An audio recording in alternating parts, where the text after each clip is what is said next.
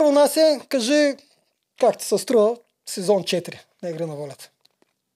Сезон 4, между другото, за мен е един от най-добре направените сезони, чисто като картина, визуално, вече екипа явно се научиха да правят предаване, защото, примерно, ние сезон 1 бехме такова. Ние се учихме и екипа се учихме. Бехме нещо направи си сам. Тестово. Визитка, примерно половината. Има другата половина, сядаше на стол. Ето тук, чакай за 3 минути да снимаме. Докато сега е направено много по-професионално от всички сезони. Гледам, че и нови игри имат. Явно са купили са и някакви инвестиции в самите битки, някакви в водата много се развиват. Добре се развиват, между другото, и участниците да така добър подбор на кадри имаме тази година, с изключение. Винаги има изключения всеки сезон. Ще ги кажеш постепенно. Да. Ами аз съм много съгласен с теб и аз даже обърнах внимание на цветни корекции. Кадрите изглеждат като на филм. Да, доста професионално. Някога им прескачат, ама да, но като цяло върват. До 16-17 сезон вече всичко ще бъде изпипано. Няма да има проблем. Дано стигна до 16-17 сезон. Как е тръгнало, може и да стигне. Със сигурност 5 сезон има. Да, хората се записват, който не е да се записва. Само да се запишеме пак. Шопа, да. Нещо изшима ли така, игри само да сме нещо предмети да участваме. Крак от маса, нещо е такова. Да не се натоварваме много. Да. Аз съм за. А верно, самите игри ти ли се струват яко по-тежки от това, което беше при вас едно време? Много по-тежки са със сигурност. То това искат и участниците. Те искат, записват се, представят се като мега, не знам си какъв. Ето ти, като си толкова силен, ето ти силна битка. Оправи се. Ненормалници. Представи се там, че не можеш да направиш и да някаква битка с раделение на клечки за зъби и нещо такова. И айде.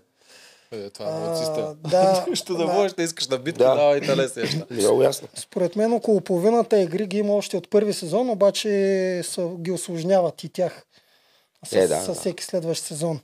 Това беше много деца го направих. Казах половината. Това беше чисто нова. Да, това беше интересна игра за път. В смисъл интересна, ама гледай какво става. Надъхани цял живот тренира, готви се 18 години, дават ти една топче, една мрежа, айде.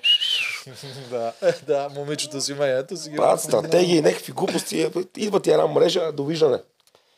Да, затова е опасно да излизаш срещу жена. Това е опасно изобщо да излезеш на битки. Ти не знаеш дали ще ти да делва мрежа или ще мъкнеш 100 кила. Аз сега съм сексист просто. Че нали вече е много модерно. Най-опасното, което правят всичките, е да се занимават с глупости и да правят стратегии.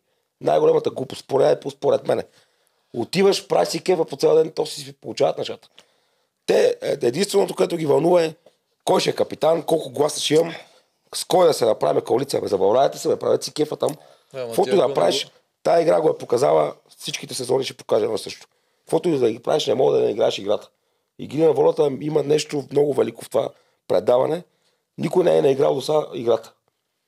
Тя дава урок абсолютно на всеки, точно каквото си заслужава, това си получава. Добата не е ли на играта? Не, защо да не е играл? Той си беше там при него беше друг случай. Не забравя, че там се играха SMS-и. И там кой не е играл, вече никой не знае. Защото ние бехме малко по-различен финал. Аз спомня, че ви бяхте големи приятели с Добата. Така, бехме дупа и гащи. 50% от... От тези семейства са от тебе, нали? Не. 50% от неговата, извинявам се.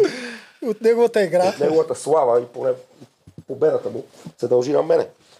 Защото ако не го павах по цял ден, нямаше въобще да го показва там. Сигурно за един сезон 2 пъти щеха да го покажат. Определено комедията идваше от тебе и от Илян, от твоя приятел.